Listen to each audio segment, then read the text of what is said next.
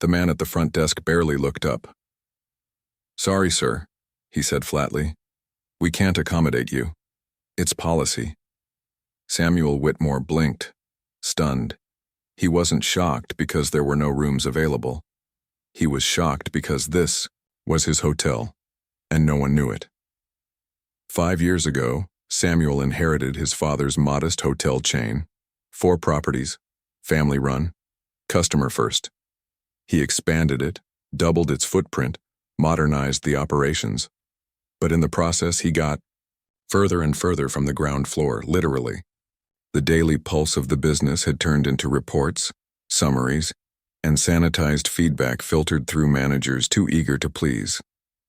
And lately, those reports didn't align with the complaints that were trickling into his inbox. Rude service, missed bookings, dirty rooms.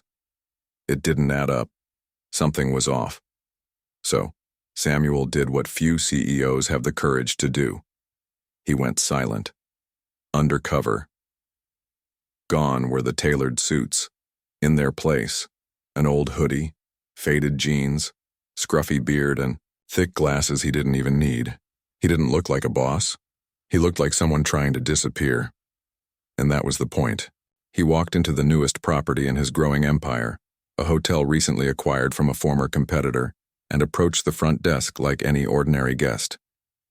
But what he got in return wasn't hospitality. It was dismissal. Kevin, the clerk on duty, looked young, bored, and impatient. His name tag sat crooked on his chest. When Samuel politely asked about availability, Kevin didn't check the system. He didn't smile. He just sighed. "We got rooms, yeah, but we don't rent to locals." Samuel's eyebrows tightened. "Locals?" "Yeah," Kevin shrugged. "Management says they bring trouble. Only out-of-town guests get booked." Samuel felt his stomach twist. Was this some kind of twisted policy? Discriminating against residents of the same city? "That doesn't make much sense," he said carefully. "I've got money. I can pay." Kevin leaned on the desk. "It's policy. If I book you, I get written up." A few feet away, a young woman at the concierge desk looked up. Her expression didn't match Kevin's indifference. There was tension in her eyes. Discomfort. Samuel noticed. Before he could press further, another voice cut through the lobby. "Kevin, what's going on?" A man in a stiff suit approached, older, sharper, clearly used to being in charge. His name tag read, Jason, General Manager. He scanned Samuel like he was trash on the sidewalk. "He's local," Kevin explained. Jason's face tightened. "Sir, we don't rent to locals. It's our policy to avoid certain issues." Samuel's tone stayed even, but his blood was boiling. "What kind of issues?" Jason didn't flinch. "Let's just say we've had incidents. People using rooms for things that aren't exactly legal. We run a respectable establishment." Samuel stared at him, jaw clenched. "So I'm being profiled because I live nearby?" Jason folded his arms. "It's nothing personal, just business." Samuel didn't flinch. "And what if I told you I had a perfectly legitimate reason to stay here tonight?" "Then," Jason smirked, "I'd suggest you try another hotel that's comfortable taking risks." In that moment, Samuel realized something deeply broken was happening under his nose. This wasn't just bad customer service. This was systemic, toxic, and it was happening at a hotel with his name on the deed. But before he could say anything more, the young woman, her name tag read Nicole, stepped forward. Quietly, carefully, she said, "Sir, I've never seen anything official written about this policy," Jason snapped. "Stay out of this, Nicole." She hesitated but didn't back down. "I just think it's wrong." Samuel said nothing, but in his mind, a decision had already been made. Nicole was someone to watch. Jason would have to answer. Without another word, he turned and walked out. But this wasn't over. Not even close. Samuel didn't sleep much that night. Not after what he'd just seen. A hotel bearing his name had turned him away like a vagrant. judged by his hoodie, assumed to be a threat because he lived in town. And Jason, the general manager he'd entrusted to run this new location, defended it all with a smug smile. But Samuel didn't storm in and reveal who he was, not yet. That wouldn't fix the root of the problem. He didn't just want to remove a few rotten apples. He wanted to see if the whole tree was diseased. So the next morning he returned, not as a guest, but as a man looking for work. The lobby was quieter this time. The rush of checkouts had passed, and the air hung heavy with leftover coffee and carpet cleaner.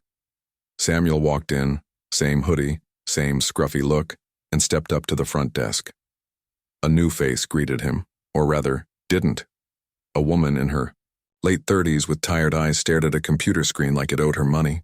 Her name tag read Linda. "Hey," Samuel said gently. "Just wondering if you're hiring?" She didn't look up. "You'll need to apply online. We don't take walk-ins." Samuel pretended to hesitate. "I don't have a computer right now." Was hoping to ask someone about open positions. Linda sighed. One of those deep, exhausted exhales that says I'm done with today and it's only 9 a.m. She was clearly seconds away from brushing him off entirely when a familiar voice spoke from behind. "You looking for work?" Samuel turned. It was Nicole, the same young woman who'd dared to speak up the night before. Her eyes were curious but not cold. She studied him for a beat, then looked at Linda, who offered a dismissive grunt but didn't stop her. "We do need people," Nicole said quietly. "Couple employees quit last week." She stepped around the desk. "Come on. I'll introduce you to the assistant manager." They walked down a short hallway that smelled faintly of burnt coffee and tired souls. A break room flickered past them. 2 employees inside hunched over their phones, barely moving. "Rough nights?" Samuel asked, trying to keep it light. Nicole gave a dry laugh. "Always." They stopped outside a door with a crooked nameplate. "Eric, assistant manager." Nicole knocked lightly. Inside, a man in his late 20s was typing with frustration, eyes locked on the screen. His desk was a cluttered battlefield of paperwork, sticky notes, and half-empty energy drinks. "Eric," Nicole said. "Got someone interested in front desk." Eric glanced up, scanned Samuel quickly. "You got experience?" "Yeah. Did front desk work a couple years ago. Check-ins, phone calls, customer service, all that." Eric rubbed his temples, clearly stressed. "We need people. Can you start today?" Samuel blinked.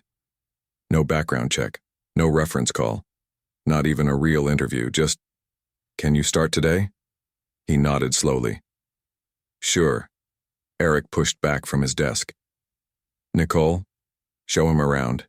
Get him up to speed." And just like that, he was in. No questions, no vetting, just a body to fill a hole. As they walked back toward the lobby, Nicole raised an eyebrow. "That was fast," Samuel smirked. "Is it always like that?" Nicole hesitated. "Lately, yeah. People don't stay long." That answer told him more than she probably realized. And as the hours unfolded, so did the truth. Nicole trained him on the basics: how to check guests in, handle the phone system, where to find clean keycards. But Samuel wasn't just watching the process. He was watching the people. Kevin, the same clerk who had dismissed him the night before, was back on shift, still bored, still indifferent. He barely made eye contact with guests, missed calls, forgot names. At one point, he even told a customer to just Google it when they asked about local dining options. Linda didn't talk much. She moved like someone dragging invisible weights behind her. She didn't smile once. Jason, the general manager, he was practically a ghost. He emerged only to bark instructions, then disappeared again. He didn't check in with staff, didn't speak to guests, just shut himself in the office like he was allergic to accountability. But the worst part wasn't the rudeness. It was the silence, the apathy. Employees didn't talk to each other unless they had to. No jokes, no smiles, no camaraderie. Every task felt like a burden. Every shift like a punishment.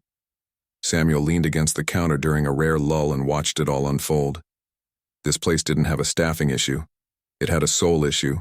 It was hollow inside. Dead energy, thin walls, people running on fumes. "You're good at this," he said quietly to Nicole as she finished helping a guest. She shrugged. "Thanks. How long you been here?" "Year and a half. You like it?" Another hesitation. Then, "I like the work. The rest? Not so much." Samuel kept his voice low. "Management?" Nicole glanced around and leaned in. "Jason only cares about numbers. If something breaks, he blames us. If guests complain, it's our fault. He doesn't fix anything, just tells us to figure it out." It confirmed what Samuel had feared. This wasn't just bad leadership. It was neglect. Strategic neglect. Push the staff until they break, then replace them like batteries. Before he could reply, a loud voice echoed from near the elevators. A middle-aged man in a business suit was arguing with Kevin. Loudly, "I told you," Kevin said, already annoyed. "Maintenance isn't here right now." "My room's AC is broken," the guest snapped. "I'm sweating through my shirt. We're fully booked." "Then fix it." Kevin just shrugged. "Not my problem." Samuel turned to Nicole. "Is that true? Maintenance isn't here?" Nicole frowned. "No, Carl's in the back." Before they could intervene, Jason strolled out of his cave of an office. His face immediately shifted into fake customer service mode. "Is there a problem here?" The guest turned to him, hopeful. "Yes, your employee is refusing to help." Jason didn't even hesitate. "I sincerely apologize for the inconvenience. Sir, unfortunately, Warren, there's nothing we can do at the moment." Samuel's jaw tightened. "Nothing we can do. Not, let me fix that. Not, let me call maintenance. Just sweep it under the rug. Smile and deflect." The guest shook his head. "I'm calling corporate." Jason's smile didn't move. "You're free to do that." As the man stormed off, Jason turned to Kevin. "Next time, don't argue. Just say we're handling it." Kevin nodded.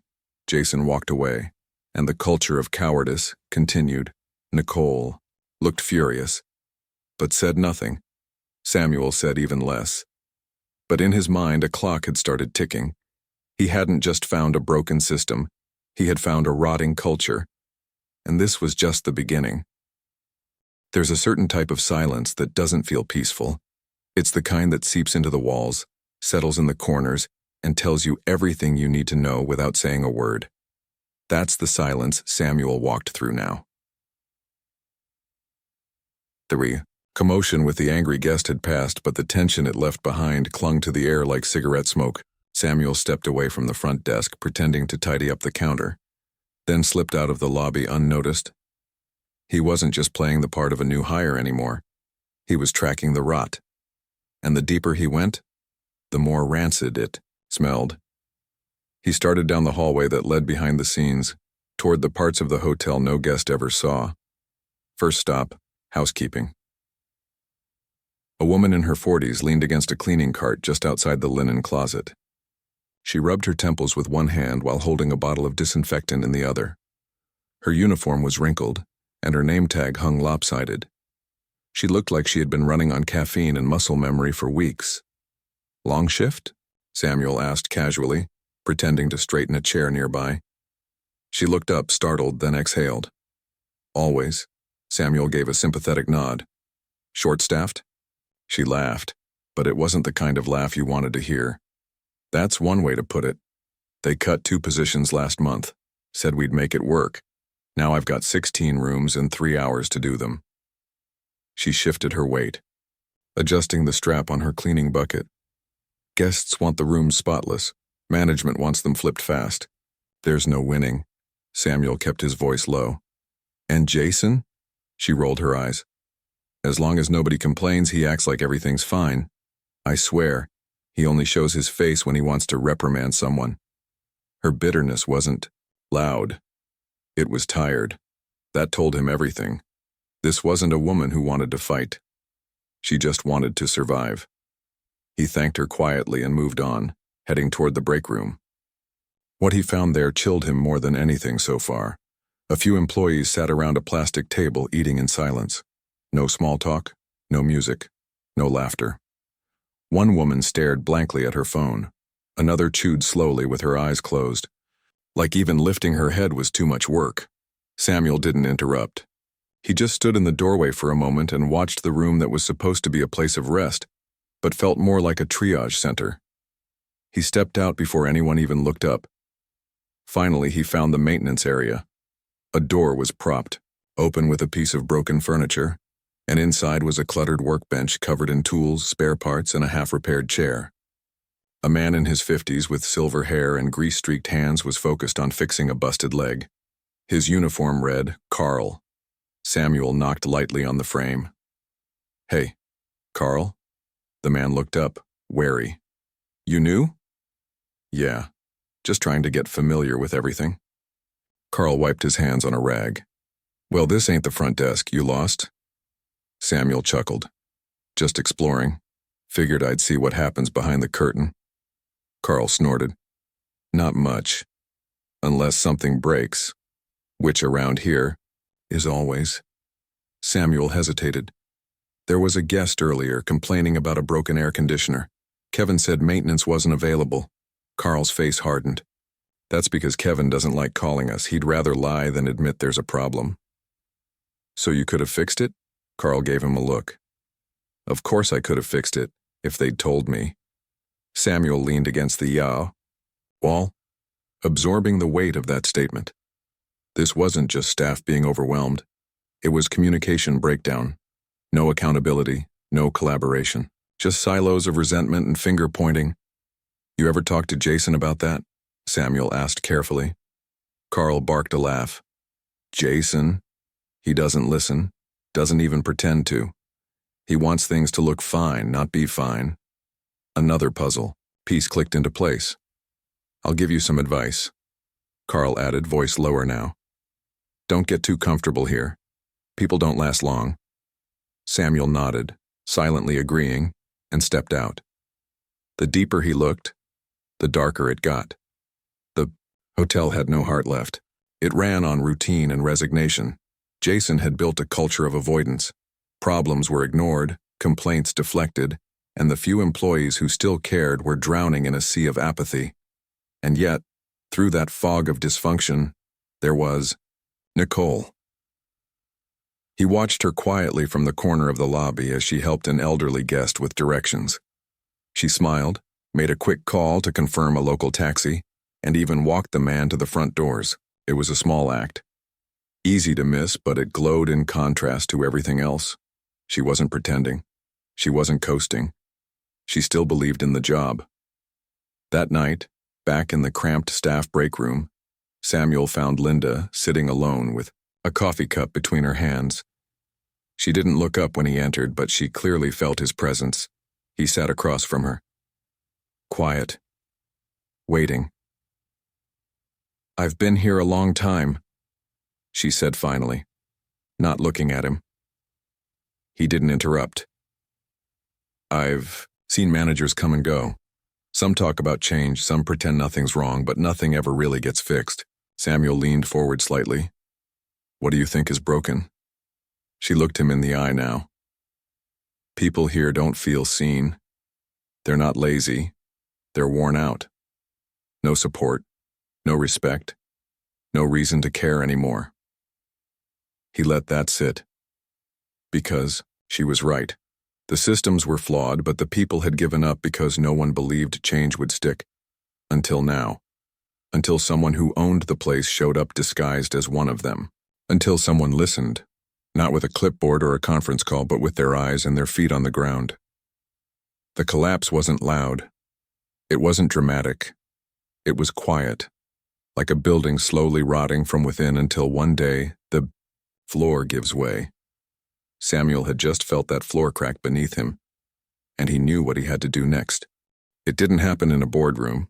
There were no cameras, no press releases, no corporate HR present to soften the blow. Just a man in a hoodie, and the manager who thought he could run a hotel like a fiefdom. Samuel stood outside Jason's office door for a long beat, listening to the muffled sound of a keyboard clacking behind it. Jason wasn't out in the lobby. He hadn't helped a single guest.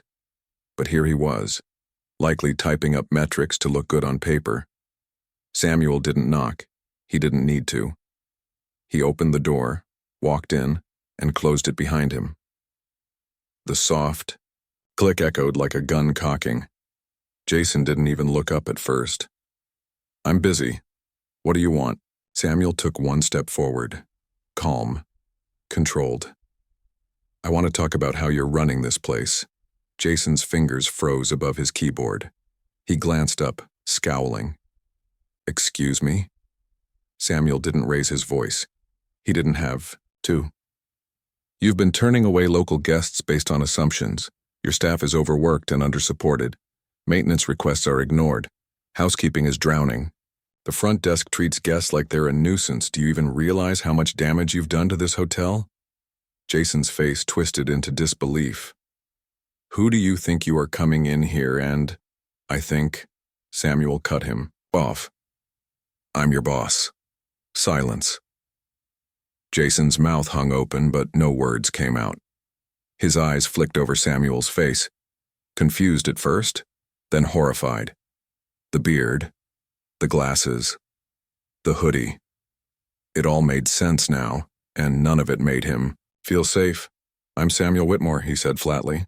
"I own this hotel, and for the last 24 hours I've been watching you mismanage everything I built." Jason paled, his mouth stammering as he reached for excuses that hadn't even formed yet. I didn't know, I mean—" "That's exactly the problem," Samuel said, voice sharp now. "You don't know because you don't care. You've created a culture where employees do the bare minimum because no one believes leadership will support them. Where guests are judged by how they look or where they live. Where people like Nicole, people who still believe in this work, get ignored, while people like you coast by on authority and fear." Jason swallowed. "I didn't mean—" "I'm done with excuses." Samuel's voice was ice. "You're fired." Jason froze. A full-body stillness. The realization sank in, like cold water in his lungs. "Wait, Mr. Whitmore, please. I've been here since we opened this location. Samuel didn't blink. "And I've seen all I need to see. Pack your things. You're done here today." He turned and walked out, leaving the door open behind him. No dramatic slam, no mic drop, just the quiet power of a man who knew his decision didn't need performance. As he stepped back into the lobby, all eyes turned. The front desk paused. Nicole looked up. Linda slowly stood from behind the counter. Carl leaned against the hallway wall, arms crossed. Even Kevin, who had just been scrolling through his phone, put it down. They had heard the conversation, every word. Samuel didn't wait for whispers. He raised his voice just enough to cut through the space. "Jason is no longer with this hotel." Collective breath seemed to leave the room. Samuel continued. "Starting now, local guests will no longer be turned away based on unfair assumptions. Maintenance issues will be reported and resolved. Housekeeping will receive the support they've needed for far too long. And employees who care, who actually show up, who try, will be recognized and rewarded." He turned his eyes to Nicole. "You've been holding this place together when no one else would." He took a step closer. "Starting today, you're the new assistant manager." Nicole's eyes widened. "Wait, what? You're the only one here who stood up when it mattered. That's the kind of leadership this place needs." She stared at him, stunned. Then slowly she nodded. "Okay, I won't let you down." Samuel gave a small smile. "I know you won't." He turned back to the staff. "For those of you who want to do better, you'll have my full support. But if anyone here thinks they can keep coasting on bad habits and bad attitudes, those days are over." Silence, then movement. Carl pushed off the wall and stepped forward. He gave Samuel a firm nod. "About time someone cleaned this place up." A murmur of agreement followed, a few hesitant, unsure, but others nodding along. Something had shifted in the room. Not fear, not awe, hope. The man they ignored was the one person who could save them. Samuel knew this was only the beginning. Firing. Jason wasn't a magic fix. This hotel had deeper wounds, cracks that ran through the foundation, but today he'd ripped off the mask, called the sickness by its name, and put someone new in charge who still believed this job meant something. As he scanned the lobby, guests checking in, calls ringing, staff quietly returning to work, he saw it, a flicker of energy. Cautious but real, the first sign of revival, and it had started with one thing: truth. But change wasn't finished, not even close. There were still systems to rebuild, people to earn back, damage to undo. This was just the reveal. The real transformation was still to come. Firing Jason was a moment, a necessary one. But Samuel knew better than to mistake a single moment for a transformation. Rot like this, cultural rot, didn't vanish because you pulled a weed. It lingered in habits, in silence, in the spaces where trust had been broken too many times to count. That's why he didn't leave. Not that night, not that week. He stayed. He showed up early and walked the floor. Not as a ghost in disguise this time, but as himself. He spoke with the team, asked questions, listened longer than he talked, and then he did what nobody expected. He raised wages, not with corporate speak or a memo. He gathered Nicole and Eric, now the only two in management positions, and got right to the point. Starting today, everyone front. Desk, maintenance, housekeeping gets a raise. Nicole blinked. That's a big move. Eric folded his arms, skeptical. It's going to cost a lot. Samuel nodded. So does turnover. So does losing people who actually give a damn. If we want better service, we start by valuing the ones who serve. By the end of the day, the announcement swept through the building like fresh air. The reactions? Mixed, but unmistakably human. Linda gave Samuel a quiet nod of approval. Carl clapped a calloused hand on his shoulder and muttered, "Didn't think I'd live to see the day." Even Kevin, still under watch, showed signs of effort. Whether it was real or fear-based didn't matter. Momentum had shifted. Samuel didn't just change the numbers, he changed how things ran. Maintenance got a direct line to the front desk. Nicole restructured guest check-ins to be smoother, more personal. Housekeeping received an extra hire to ease the overwhelming workload, and then came the meeting. All departments, one room. Samuel stood in front, not on a platform but level with them. His message was clear. This won't be perfect tomorrow, but we start now, with action, not promises. There were questions, some doubts, but there was also something he hadn't seen since he walked in as a nobody. Hope. After the meeting, Samuel found Linda alone again, this time in the break room, staring into her coffee. He sat across from her without a word. She sighed before he could speak. I've seen managers come in all fired up, saying all the right things. Then a month later, it's like none of it ever happened. Samuel leaned in, gently. This time's different. You say that now, she murmured. But it's not just Jason, it's deeper. People here don't feel seen. They don't feel like what they do matters. He didn't argue, he listened, and then he answered. That's on me too. I let people like Jason build something I wouldn't have recognized 5 years ago. But I'm here now. And I'm not going anywhere. Later that afternoon, Nicole took charge of her first full team meeting as assistant manager. She wasn't loud, she wasn't flashy, but her voice was steady, clear. People listened, not because they had to, but because they wanted. To leadership wasn't about barking orders, it was about rebuilding belief. And slowly you could feel the shift. Guests were greeted more warmly. Issues were addressed, not ignored. A sense of rhythm, of respect, returned to the walls. Samuel watched from the edge of the lobby one evening, as Nicole walked a new hire through the system. Carl rolled a toolbox past him with less of a limp in his step. Even Linda laughed at something someone said behind the desk. It wasn't fixed, but it was alive again.